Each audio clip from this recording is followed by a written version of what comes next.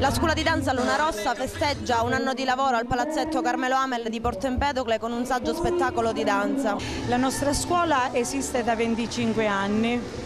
noi ospitiamo sia bambini che adulti di tutte le discipline. Facciamo balli caraibici, latinoamericani, quest'anno abbiamo introdotto dei balli diversi come il flamenco per i bambini e gli adulti. Devo ringraziare anche il sindaco di Porto Empedocle che ogni anno ci permette, a noi che siamo di Agrigento, di venire al palazzetto di Porto Empedocle per fare i nostri saggi di danza.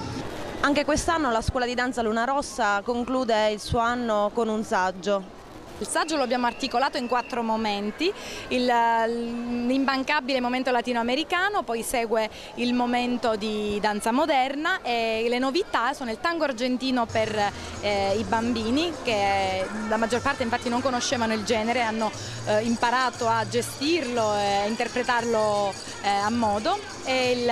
il momento che richiama i ritmi della tradizione musicale spagnola. Devo dire che mi ritengo molto soddisfatta per come i ragazzi quest'anno si sono impegnati e il saggio rappresenta per noi il culmine di un lavoro enorme che si concretizza chiaramente in questo unico giorno in cui loro danno il massimo. Da settembre la vostra scuola prevede delle novità riguardo le attività? Sì, infatti ci stiamo prefiggendo proprio questo, di innovare